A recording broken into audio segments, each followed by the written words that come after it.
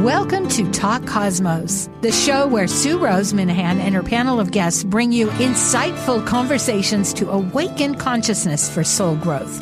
Come journey with us through astrology's energetic cycles and get ready to understand your path in the cosmic roots of the stars.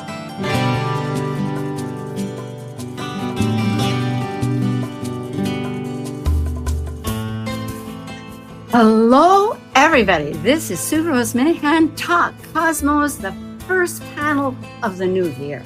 And we're celebrating with our wonderful new moon panel, Archetypal Symbols, which I'm so thrilled to begin with. The energy is fantastic. And our mantra for this Capricorn new moon is going to be creative growth. You know, the last one in Sagittarius was mobilized for the new year. Well, we have been. We've been going through a whole lot. Mercury is stationed direct, is forward looking. Behind has its viewpoint, yes, but that's not our concern. We have one planet left, and that's Uranus on the 26th. I believe it's going to go direct. But that's after Pluto goes into Aquarius for most of the year, toggling on that cusp that we've been all negotiating. I know this is a lot of information, but that's exactly what's going to be for this entire new year, because the world is going from the ground into space of thought and communication. So how are we going to work with that? But it will help.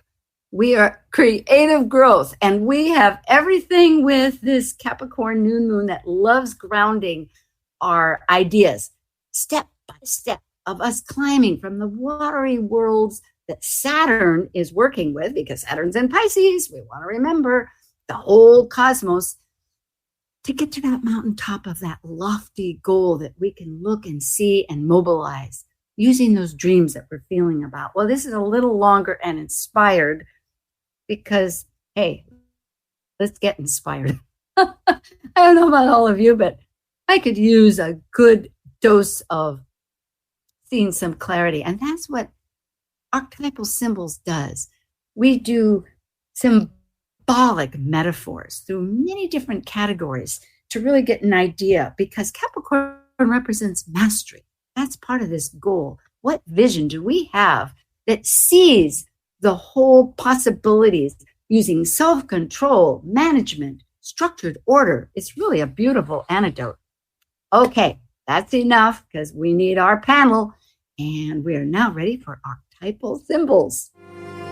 Synthesizing the new moon consciousness through archetypal Sabian symbols, numerology, lunar mansions, tarot, and astrology, all together illuminating a new moon vision story. This is your Archetypal Symbols panel. I'm Sue Minahan, collaborating with guests weekly since 2018. I'm an evolutionary astrologer, consultant, workshop facilitator, and lecture speaker. I'm a Dwarf Planet University graduate, charter member of Kepler Astrology Toastmaster Club. I have an AA degree and a fine arts music degree in jazz. I'm a certified color energy life coach, a writer, artist, musician, and ardent mythologist, a student of esoteric philosophies and life. I'm Elizabeth Liz Machette, a professional astrologer, intuitive, numerologist, and tarot reader. I'm a certified sacred healing counselor, providing nurturing, in-depth consultations for individuals and couples. I'm an author, blogger, speaker, and international Reiki master and teacher. I create safe space in which to explore the deeper patterns of your life, to clarify your current circumstances and help you find your best path forward. And I'm Justin Crocodilzy, an archetypal Jyotish astrologer, yoga and meditation teacher, and author. I combine both Western ancient astrology and modern psychological astrology with Eastern Vedic astrology, and I specialize in predictive, electional, and karmic astrology for individuals and couples.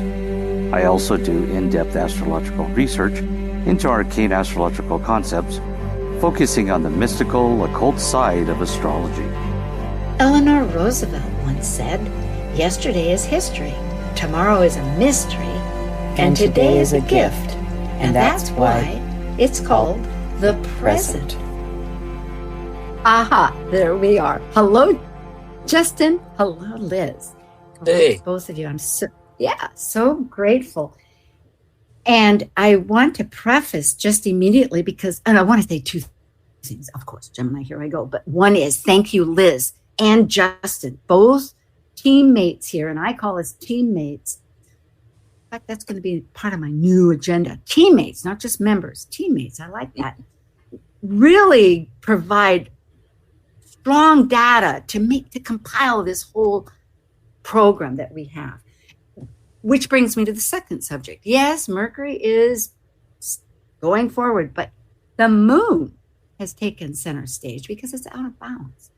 And I think with our studies that I've been taking along with Liz from Karen Wenderland, who's, for those folks in the Northwest, know that the moon has a period of a cycle where 10 years at a time, it likes to either be out of bounds or it doesn't. Well, we're in this cycle for probably the next 8 years where it's going to jump out of bounds.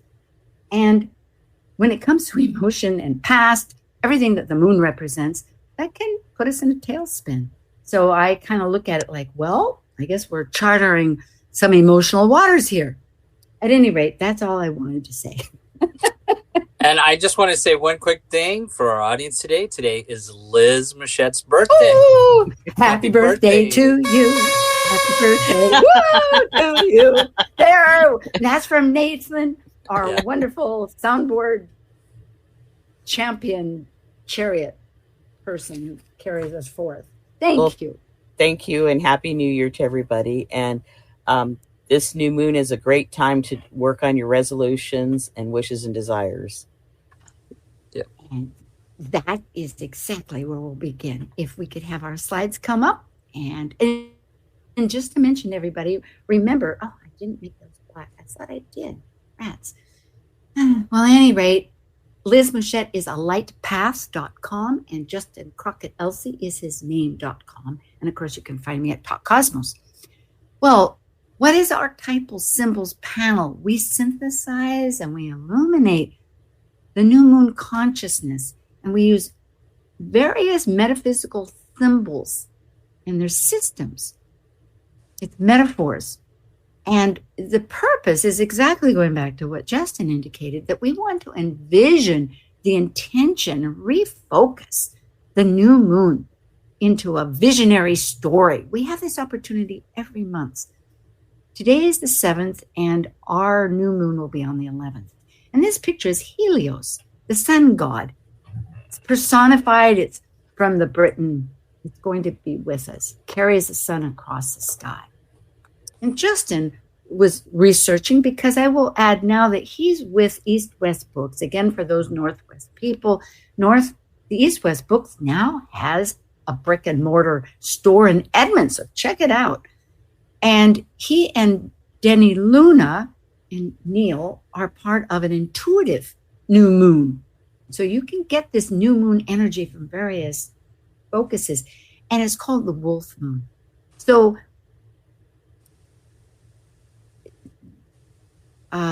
there'll be 2 of them this year, actually. It's going to begin the year and end the year. Liz, do you have a comment? You brought this up. Yeah, it's just that we're starting the year with a Capricorn new moon and ending. So how appropriate. Yes, indeed. We get to bottle all this moon energy into a container. I think Cancer likes a container. And of course, Capricorn enjoys putting out a container. So there we have a little happiness. Despite everything. So what does it represent, this renewal? It happens to be 20 degrees and 44 minutes in Capricorn. It's happening on the 11th of January. And for the East Coast time, you can figure it out to be exact. It's at 6 a.m. That's 57 minutes and 12 seconds. And all of these wonderful attributes. It's mastery, accountable, responsible, ambitious, disciplined. It's traditional, it's grounded, it's practical, if I didn't say that. Justin, do you have something that you Nope. Okay. So it's cardinal, meaning we think of things as solid without moving, and it's a big misnomer. It's a cardinal sign. It wants to move. Think of it like sailing. I think Saturn in Pisces is so appropriate because if you're on a ship, you use the winds. And what you're constantly doing is navigating and augmenting those winds to keep sailing. It's only when you don't have a wind that you're stationary, which is not a happy situation for sailors. So rather than stick to a judgment as the end of all ends, just use it to gauge and go forward with. It wants motion. Numerology. Please, Liz. So for the year 2024, it equals an 8. 8 corresponds to the planet Saturn. And 8 on its side is the infinity symbol. It represents power, success, reward, and balance of material and spiritual. Very powerful. I just love the number 8 in many, many ways. I love all the numbers. It's hard to know, like, what's your favorite? But when you think of balance of material and spiritual, that just corresponds so much for me for Gemini because of the twins, where one is mortal and one is immortal, just again and again in mythology. Justin, do you have a comment? Yeah, and if I might say, so when we're looking at the 9 numbers, the 8 is the second to last number, right, before we come into a 9 year. And 8 year is about manifestation. 8 is the number of money in Chinese astrology. So hence why on here we have it towards success, reward. This is a year to manifest things. And if you're in a personal year of 8 in your numerology, it's a year to manifest and manifest in what you're, been working on for the past 7 years. Oh, I love this. I am an 8. I mean, you have many, many numbers, but generally I am an 8 number. And that's my whole goal this year is to get Talk Cosmos to a growth factor to benefit all the parts that it encompasses. So there's my New Year's resolution. Thank you, Justin. Well, we have a little more. That's the year. And now we have the new moon, which is 20 degrees. So that's 2 and 0. You add it together. So actually we have a 2 and we have a 0.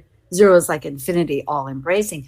But 2 is polarity. It's self and other. It's the balance, which is, unless you're a teeter-totter, it's not exactly always level. It kind of goes back and forth, but yin and yang, there's different ways of interpreting whether it's male and female, but it's partnership. It's that relationship. Yes? Any more comments? No, go to the next one, please. All right.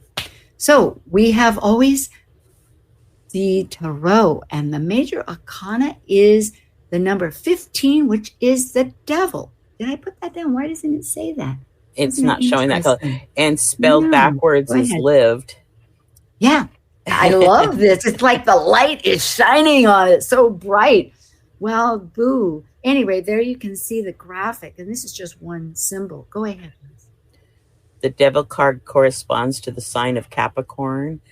And we have responsibility in what we dedicate ourselves. And it can be also what we tie ourselves down to. And we can take on too much. Justin, you want to finish? It's so true. Yeah. I might. Yeah. So if we're looking at, if you're getting a tarot reading, you might think about this. This is about responsibility, as Liz was saying. And then also how we heal with this card is releasing limiting beliefs, letting go of attachments, and really looking at, that shadow self. You get to liberate yourselves from those chains, imposed or not imposed, as we had said, because it's so capable to administrate and has such a sense of responsibility. It's so easy to go overboard, and others see that and make demands on you. It's just incredible. I've heard this from really a number of astounding Capricorn persons that say that one of the things is they have to say no and let others take their own accountability. Even Ho'oponopono says that's really the end, which is a Hawaiian mantra of healing, says that our ultimate healing is taking personal accountability for everything, which I believe 1,000%.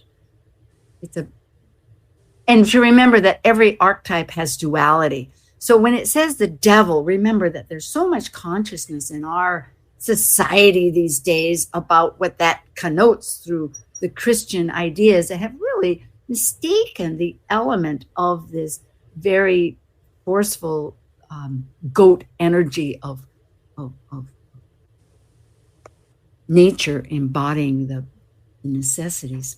Okay, am I speaking too much, or shall we continue? We're running a little bit behind here. We need to okay. go a little faster. Well, you've added the minor arcana just to say to people that there's 3, the pentacles, 2, 3, and 4 represent this energy in Capricorn. So as you can see, for those that are reading it, but for our podcast, they don't. But this is the archetype of Capricorn, the earth material world. So 2 is the Lord of balance with Jupiter. 3 is the Pentacles, Mars, the action of material works. And 4 of Pentacles is the Sun, which is the Lord of material power, how we grow our abundance, release those limitations that we've perhaps imposed. And it goes back to the Golden Dawn, which happens to be happening at the last turn of the century, of the 19th going into the 20th. So here we have in the chakras, small constellation of stars, the moon as it orbits through, and it means through, orbiting through the orbiting Earth, and their lunar mansions, known in English. So I'll always let you both comment. But Justin? Yeah, so I feel like I need to explain this because we don't usually put what the moon is in sign and degrees in the sidereal world, but we did this time, but so I need to explain this a little bit. In the tropical system, the moon is in Capricorn at 20.44 degrees. And in the sidereal calculation system, in Eastern or Jyotish Vedic astrology, it's in Sagittarius at 26.33 degrees. However, that doesn't mean there's any dichotomy or opposition here. Actually, this degree in Sagittarius in the sidereal or Eastern system is the same or similar energy as the Capricorn moon in the tropical system. So they're both correct. And in this particular situation, the moon is in a constellation in the sky, or what we call a nakshatra. It's called Purva Ashada, and the section of the degrees it's in is in Pada 4. And the energy of this constellation really kind of again speaks to that Capricornian energy. There's semblance with this degree in Sag is similar to the one in Capricorn, which is about strength and connection. And it's, we think about Capricorn as the material world and strength and power, and it's the invisible one. And because Venus is the ruling planet of this constellation or nakshatra, Venus stands out, and we talk about the beauty. And so the key theme here is beauty and philosophical beliefs and interaction in one's relationships. And we've already seen a little bit in the numerology with relationships. The ruling deity is Apav, which is the god of water. The symbol is an elephant tusk. And as above is strength, and as below is connection. And so we're going to see this play out today when we look at the Sabian symbols. We're going to see these key themes come out in the Sabian symbols, all about strength, connection, and relationships. Thank you, Justin. This is it always is a very powerful backdrop, support system throughout it. And I think we have been doing degrees, if I might say, but however, this is one of the first times where it's switched signs. And so that might be part of it. Because I tend not to put the degrees so it's not confusing to others, that they don't get the Eastern and sidereal and the tropical. I know, but I love the fact that it augments, if I might just share, the beauty and philosophical beliefs. Sagittarius is all about belief systems. Yep. And I think too, part of this process is the whole business, whether we look at Pisces with and both rather than either or. We've been working with such choice systems where one wins and one loses, and we're going into a whole energy system, more increasingly where it's inclusive, whether it's Aquarius, however we want to look at it. So I really appreciate you doing this and bridging. It's a bridge. That's what we're looking for. So I wrote down these notes so that I know you guys will follow onward. Thank you. Sabian symbols. This is very valuable. They were from 1925, and they represent a spiritual essence for each and every one. We use 3. The actual degree is the present degree, but then we have the one prior and the one ahead. So it has a storyline.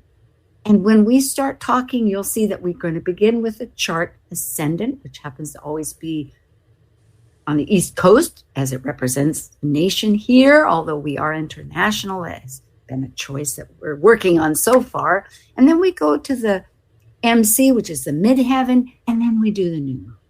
So here we are.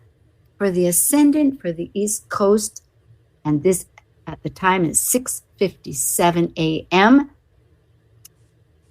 it's at 11 degrees 47 Capricorn. So the chart ruler, new moon, is going to be ruled by Saturn. And the Sabians will be one prior, 10 degrees, 11 and 12 degrees. Capricorn. Here we go. And again, that new moon happens on January 11th. Important. All day long, no matter where you are. As do I know, even in Australia. So to begin with, the Capricorn 10, an albatross feeding from the hand of a sailor. The keynote is the overcoming of fear and its rewards, and the key word is trust.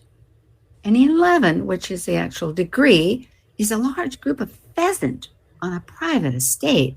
So the keynote here is the refinement, propagation of aristocratic values, which humans, participate, evolving life toward a perfect form of existence. So it's aristocratic lifestyle. Justin?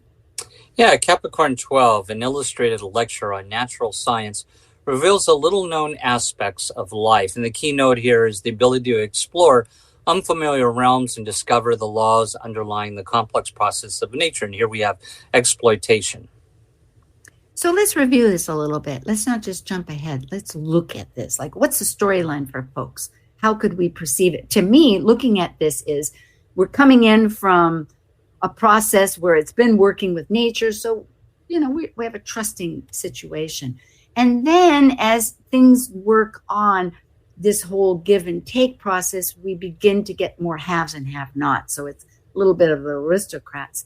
And then where we're heading towards is like an unknown factor.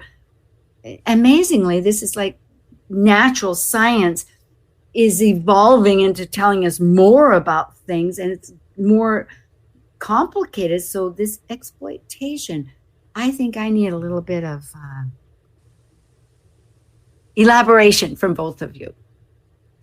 Well, and overall, I would say learn to trust, see the beauty, and be comfortable exploring to see what's out there. Sounds good. And we got to remember this is about Capricorn, where we're talking about the material. It's an earth sign, and it's about resources and how we looked earlier, the Tarot. It's about the Lord of Love of materiality and how we handle that. And I think both of these three really speak to how we handle the material world. First of all, Capricorn, the shadow part of that is fear. So we're learning to trust as we live in this world of struggle with and how we, try to accumulate material resources. And then, of course, how we, what we're learning to value as far as those material resources, what's most valuable. And then lastly is how we use those material resources. Do we exploit the system, or are we balanced in how we deal with our Capricorn material world? Thank you. This really relates back to the Nakshatra when you say beliefs, valuing, like we're trying to work it through. And the fact that ideally in this, do we have the chart yet? Maybe, that was the chart. Yeah, looking at the chart, and we're going ahead here, is the fact that the new moon is right in the first house. It's near the ascendant. So it's one package deal of how we're operating. Got it.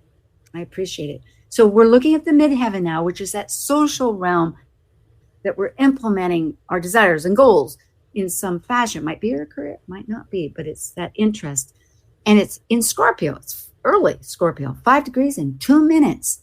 And the co-rulers, just to remind folks, is both Pluto and Mars. And the Sabian symbols are going to be 4, 5, 6 of Scorpio. So Scorpio 4, I'll start off here, then we'll go to Liz. A youth carries a lit candle in a devotional ritual where the educative power of ceremonies impress the greater images of culture for the participants that are there. So it's about the power of symbols. Oh, I love this one. Liz, go ahead. A massive rocky shore resists the pounding of the sea. The inertia of all institutionalized procedures, stability.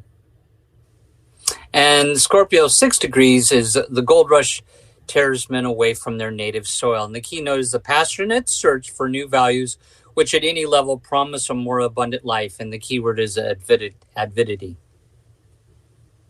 So a review of this again is, however, we're looking at exploring these values and beliefs and what's beautiful, we're doing a symbolic search, which is so scorpionic. Again, it's all Scorpio, realizing and remembering that which goes underneath to find what's revealed.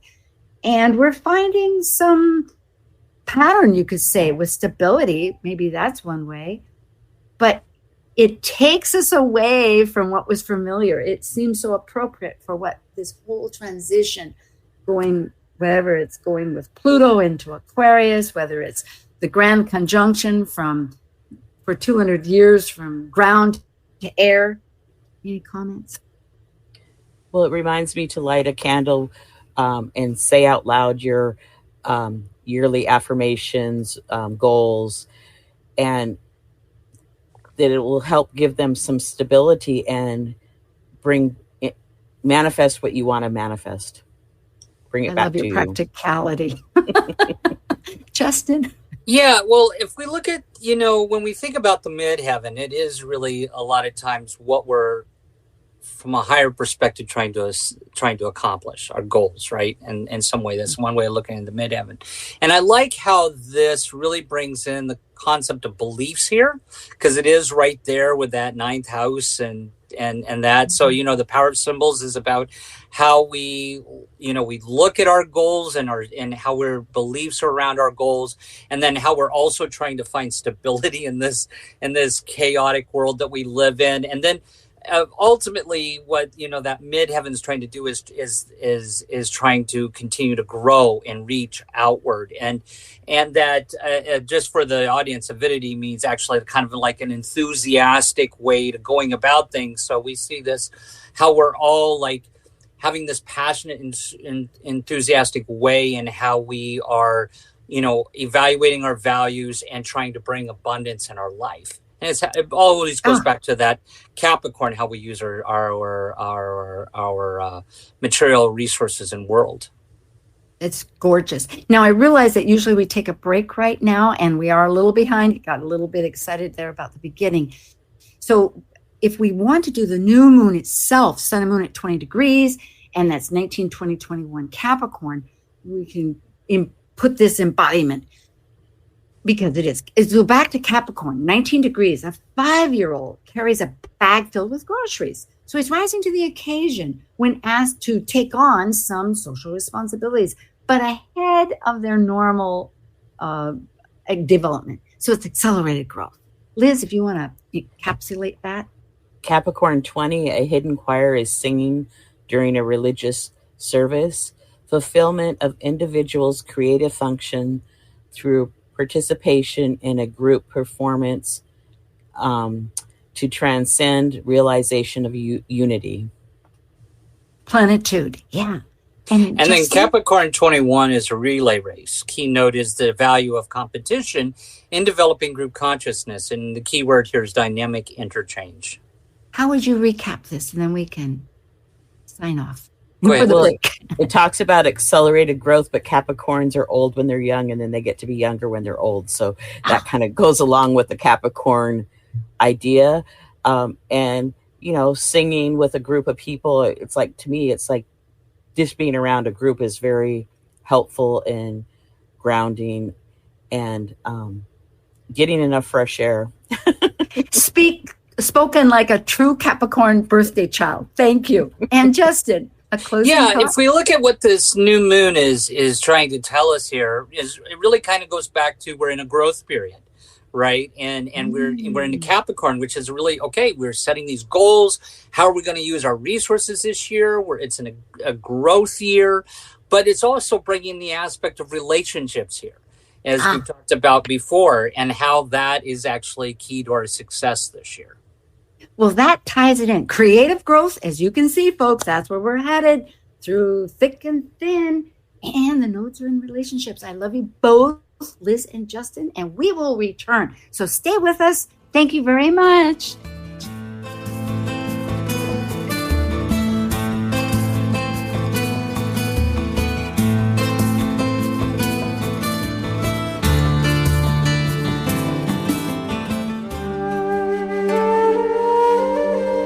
While we take a break from this week's edition of Talk Cosmos, let's take a look at this cycle's archetype. We are currently in the yin period of Capricorn, ruled by Saturn, the furthest visible planet by the eye. By leaving a cycle based on meaningfulness and truth, Capricorn's energy establishes social boundaries in a structure incorporating rules, authority, and ethics. As a cardinal earth sign depicted by a sea goat climbing from the sea up to the top of a mountain, Capricorn overcomes fears through goals and ambitions to achieve mastery. This is Martha Norwalk. Every Sunday morning, beginning at 9 a.m., thanks in part to the Ananda Institute of Living Yoga, we cover the world of animals. This week, January 14th, it's BEST, Neuroenergetic Balancing, Rasmussen Reset, and Energy Code Sunday. Dr. Nels Rasmussen and Sister Linda Rasmussen join us, and together they can help you or your animal friends with emotional, behavioral, or physical issues. Hope you can join us and plan to call in for your free remote treatments. Martha Norwalk's Animal World, Sunday morning, 9 a.m. to noon, right here on Alternative Talk, AM 1150.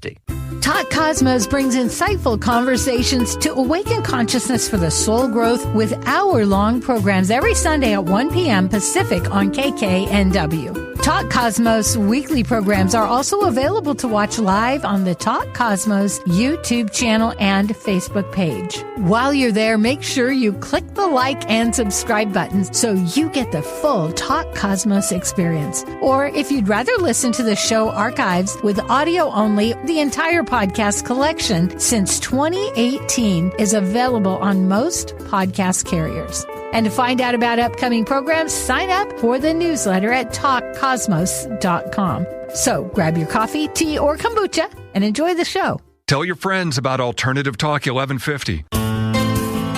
Hey, here we go. And I want to stay to everybody reminding that Liz Mouchette is at alightpaths.com, or her name. That pops up too.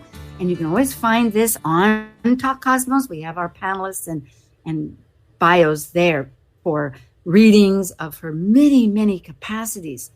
And Justin can be at Justin Crockett Elsie. And I know, Justin, you're also involved with East West Books there, so people can find you on both sites. So unless you have something both to say, which this is the time to say if you have a certain event coming up. Otherwise, we'll jump into the rest of the show. Do you have a... Go ahead, Liz. I'm doing consultations and private tutoring and updating my website, so that's what I'm working on right now. Good. Thanks. And Justin, thank you, Liz, and happy birthday. Just really individual consultations for this new year, actually. Okay. So.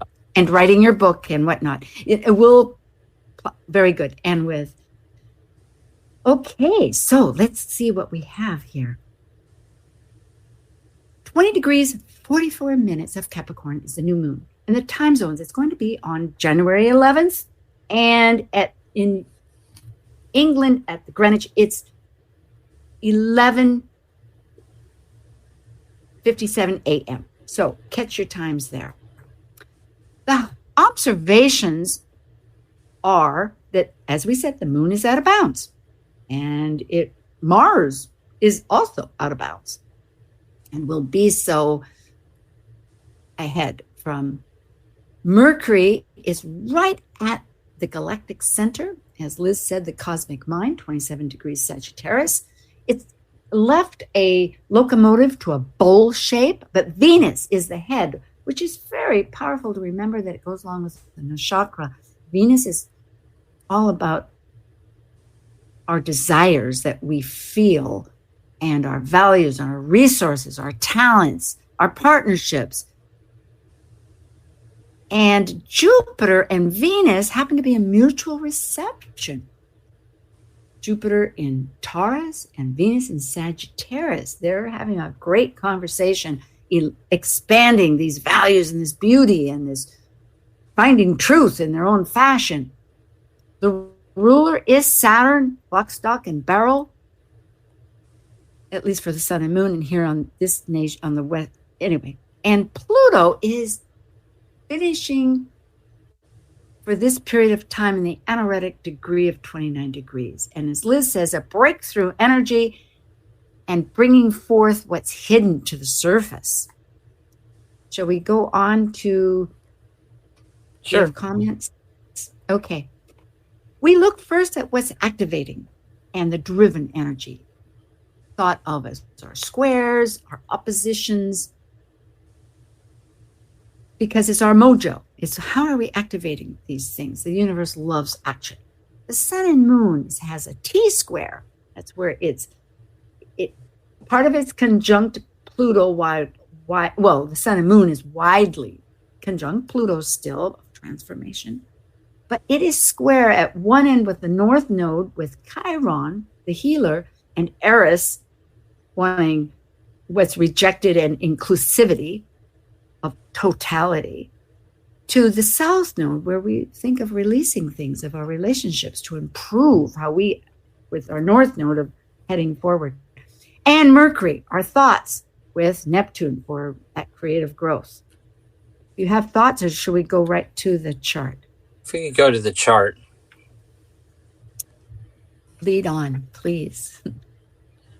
Well, I would say with that T-square, the sun and moon, T-square, the nodes particularly, and it's in Capricorn, how we've done things, south node in the past, and how we need to do things in the future. And with the north node having Chiron and Eris there, I would say there's likely huge potential for different ways that we are healing in our medical system, even for mental health, all kinds of ways, and maybe more justice for all.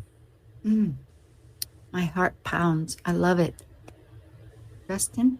Yeah, and back to the theme that we've talked about a little bit on the show, here we're dealing with the material world, Capricorn, but we're also dealing with relationships. We remember the Nakshatra is talking about belief systems and this dynamic interchange, which is what one of the Sabian symbols was talking about, relationships. And I think this shows up with this square that we're talking about here, because that Capricorn, which is about the structure and power in our world, and it's asking us to make some changes with our relationships. It's squaring that south node in Libra, and it's a time when we are also on the other end starting new beginnings and new things, and how we're doing that. And I think it also is this relationship thing is also showing up with this Mercury square Neptune. As we look at Neptune as the collective planet, represents the collective, and Mercury representing communications. Obviously, there's a lot of division, and not everybody's on the same track, but that's not necessarily a bad thing. Your goals don't necessarily have to be other people's goals. So there's definitely something to pay attention to, that Mercury squaring Neptune there. Also, I might say about that, because Mercury is in Sagittarius, so which is about one's belief systems. And it's squaring Neptune, which is in Pisces, which is sort of this imagination and thinking. And so there is some disconnect there that we're having to take action about our belief systems, about what's true, what's not true right now. Yeah. Steps to get to our mountain, steps to find. I mean, what you've both said, I find this so powerful in the way that remembering that they're out of balance, that Mars, that's our mojo, the engine, the key that turns everything, because it takes one step to lead to the next, however it might fashion, is on its own territory. Out of balance means it's outside of the elliptic, where the sun path is, and it, as traditional would say, it doesn't have to listen to the ruler. It's doing its own. So what actions it wants is very exploratory and maybe emboldened with that courage that it takes. Well, and if I might say, we started the year with Mars in Sagittarius. So when Mars is in Sagittarius, it's about, exploration, taking action and expanding and growth and setting our visions and goals, because Sagittarius rules visions and goals and beliefs. Now that Mars has moved into Capricorn, now it's time to take that energy and to build something with our goals. Yes. Mars in Capricorn is about, now we've got our goals, but now we need to bring some stability instead of trying to go over here and be, scattered. We need to now stay there and start building some structure around those goals.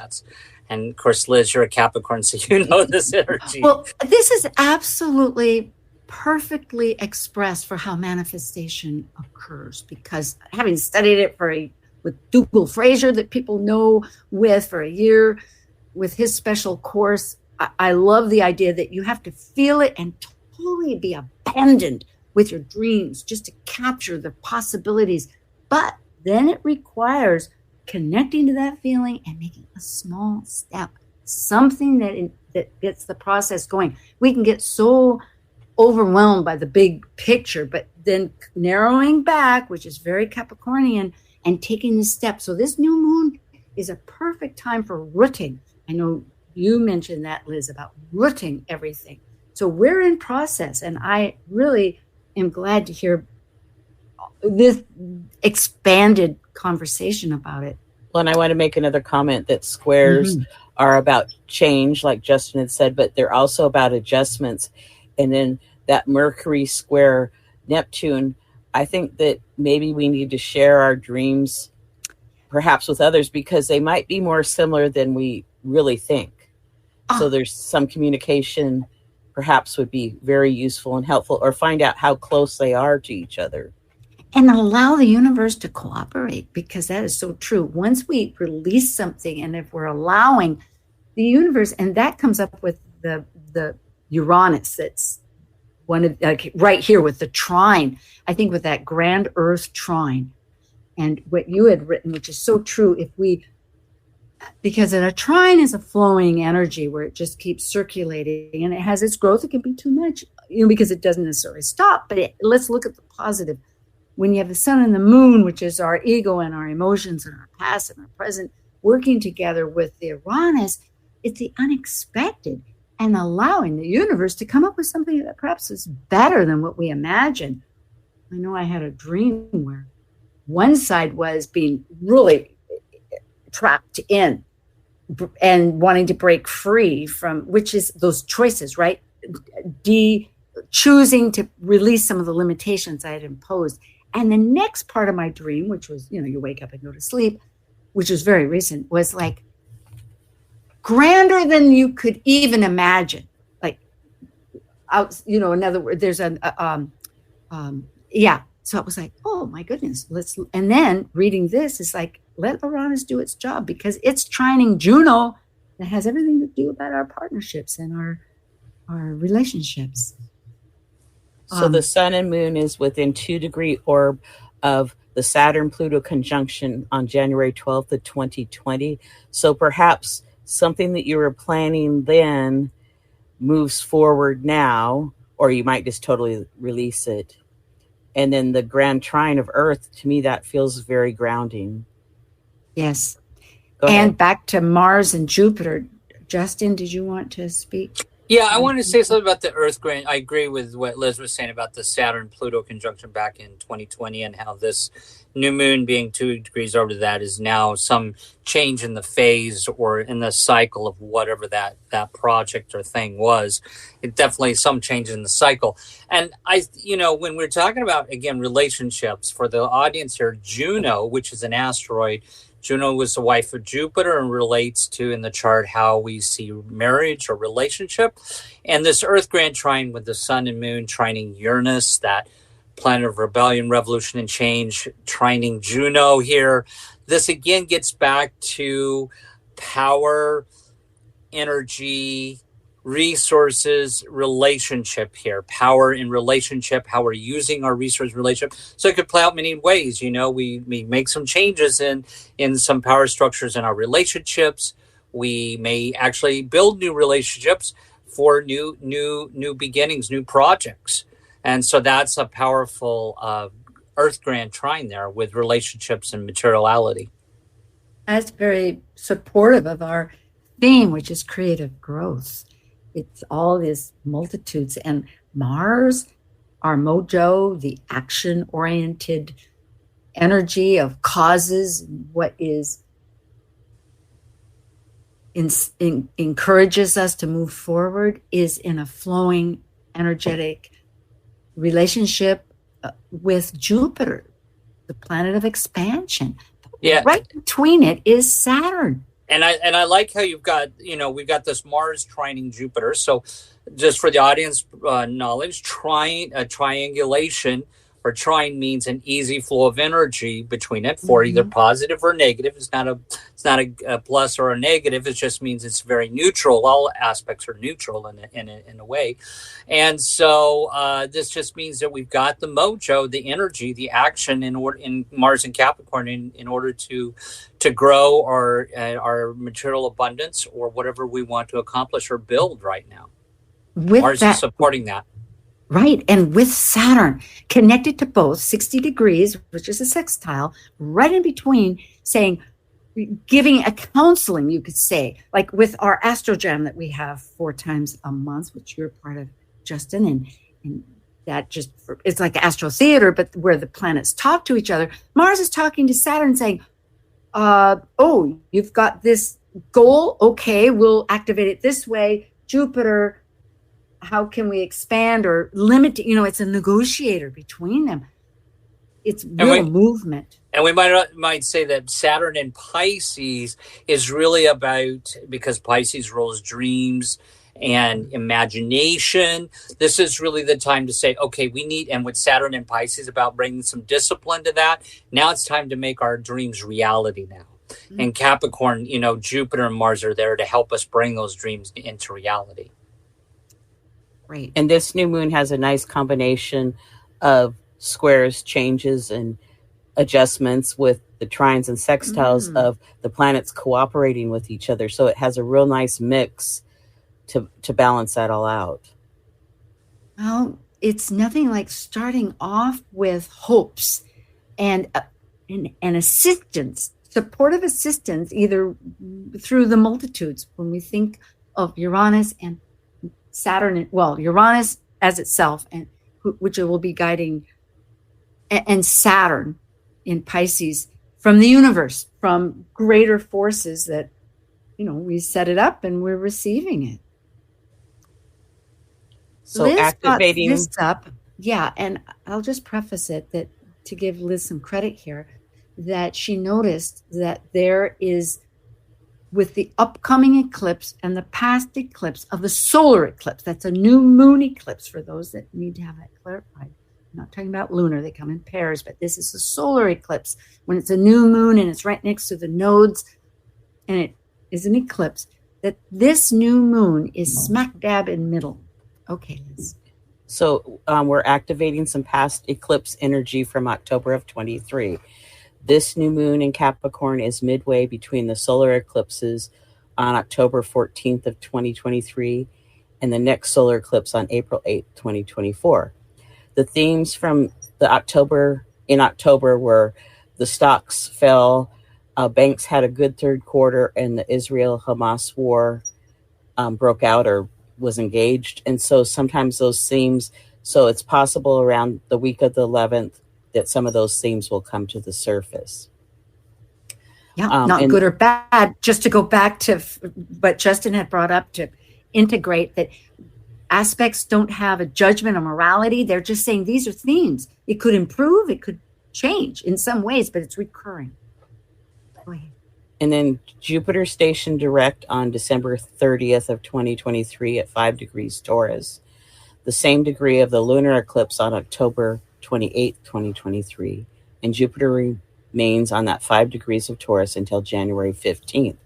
So it's really activating that 5 degrees of Taurus energy. So it'll be interesting to see, how that brings things forward. And it's just activating the past eclipse energy. So I brought them both to our attention. Yeah, and we want to talk about it. And Justin, I was going to point out. But I was going to think about Venus. That's what I wanted to say. Yeah, but I wanted to point out something about this degree of Jupiter that Liz is talking about, because it stays on that 5 degrees. And when we look at the Sabian symbols, the archetypal symbol for this is discarding the past. Discarding the past.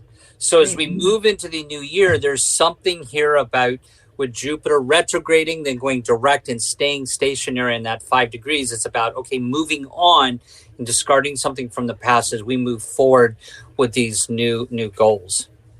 Beautiful. And thank you for that. When I was bringing up the idea also on that lunar eclipse, folks, on that Jupiter, as Justin's just brought up about the 5 degrees Taurus energy, is that it's ruled by Venus. Going back to this new moon's nakshatra, which is a ruling planet of Venus, and also in the shape of the bowl chart. Thank you. Is a bowl. So it's all these are subtle emphasis to give value or some kind of importance to saying we are really working through this whole process. And if I might say, when I think of the 2 out-of-bound planets, the moon and Mars, the moon Mars cuts. It breaks away, right? So it cuts things. It cuts away, meaning with the moon that likes to attach, because it's attached like light reflecting, it holds on to stuff, and it's hard to release. We all have moons. I find it always a challenge. And very relieving when I can make that choice to let go. And it's sometimes excruciatingly hard. And we probably should explain what outer bounds means. And Liz is really great for the audience. And Liz is really great at explaining this, what outer bounds means. Well, the planet doesn't act in its normal way. It can be genius, or it could be just totally out of control. Yeah. But it's on its own path. And we need that sometimes. It can be difficult, but essentially it's like that homeopathic antidote that the universe is offering to guide us through in some fashion. Sometimes we need a kick. Like, not every baby bird wants to get out of the nest. But then sometimes there's also going to be an instability there as well with that. So absolutely. There has to be some balance. It's not easy peasy, and the universe, depending on how we look at it, isn't always easy peasy. I understood. Yeah, right. I'm just saying that it's a process. For those people that haven't signed up for the newsletter, please do. We keep you in touch, and we're going to have a campaign about that coming on. And remember that we are YouTube and podcasts. And again, this is for those folks that maybe are looking at it, what's recent about different opportunities. If we could have our pictures big, good. I love looking at you both before we end. This is one of my New Year resolutions, is to have time just to connect. We only have 2 minutes, but we'll take it. Well, and new moons are good to work on your vision board and goals. And of course, the new year, we came in with that. And, we have now and then next month, since it's Chinese New Year and a new moon on February 9th, you still have time to work on it. And then we have astrological New Year in March. So you have plenty of time to work on your vision board and goals for the year. Resolutions, if you pressure. like. And then I would say that the other key theme here is relationships. We still have that South Node going through Libra right now. So everybody's evaluating some relationship in their life. So that's whether it's a relationship with these goals that Liz is talking about, or a relationship with somebody else. That's another key pillar to the theme going on. And I find mine is with time. It's so fascinating. I appreciate you both bringing it up, because I have many relationships. I've just had a nodal return, but it's with time. And I think of that Capricorn is time. It's saying, time's up. You only have so much time. Use it. So I intended to use it with both of you. And I thank our audience. We're going to spend more time with you also, figuring out ways to connect. Blessings to all.